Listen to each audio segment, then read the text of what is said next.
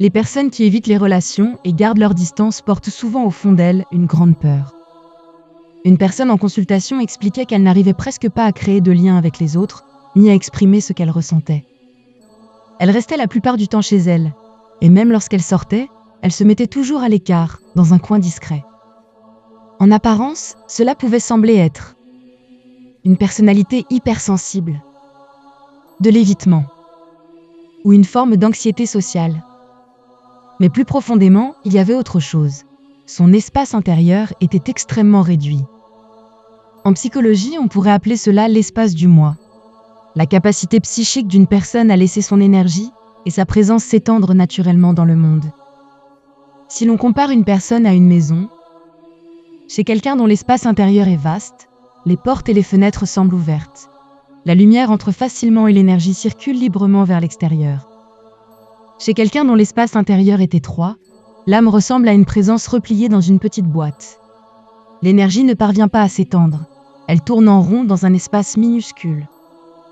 Ainsi, dès qu'une telle personne se retrouve dans un lieu inconnu, au milieu d'un groupe, ou exposée au regard des autres, elle peut immédiatement se sentir tendue, mal à l'aise, contractée ou envahie. La personne évoquée ressentait cela très fortement. Chez elle seulement, elle pouvait se détendre et laisser son énergie circuler naturellement. Mais en présence d'autres personnes, elle se refermait aussitôt, devenant réservée, anxieuse et effacée. Ce texte met profondément en lumière le véritable noyau de l'évitement affectif et de la distance relationnelle.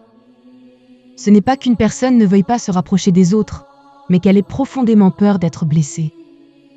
D'un point de vue psychologique, beaucoup de personnes qui paraissent froides, fermées ou peu sociables portent en réalité un immense désir de lien. Simplement, leurs expériences précoces leur ont fait développer des croyances très profondes. Mes émotions ne seront pas comprises. Mes besoins ne comptent pas. M'exprimer me fera rejeter. Se rapprocher des autres n'est pas sûr. Alors, peu à peu, le cœur se rétracte. Avec le temps, la personne s'habitue à se cacher. Silencieuse au milieu des autres, en retrait dans les relations, retenue dans ses émotions. Mais la véritable souffrance n'est pas la solitude elle-même. C'est de désirer être compris, tout en n'osant plus tendre la main.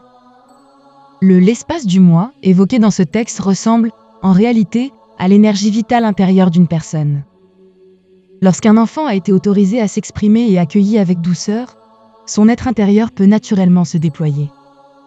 Mais lorsqu'il grandit dans la répression, les critiques, l'indifférence ou le chantage affectif, la vie en lui commence à se contracter.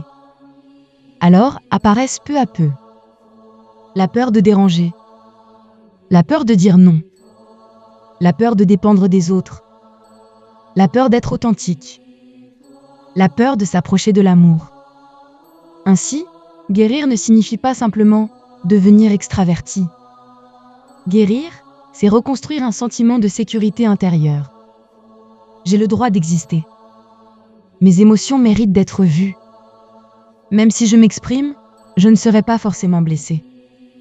La véritable guérison ne consiste pas à se forcer immédiatement à entrer dans le monde, mais à rouvrir doucement, dans une relation sûre et un espace où l'on se sent compris, ce soi qui s'était replié sur lui-même. Comme le disait Rumi, « Ouvre les bras si tu désires encore être étreint ». Beaucoup de personnes ne sont pas incapables d'aimer. Elles n'ont simplement pas été traitées avec douceur depuis trop longtemps.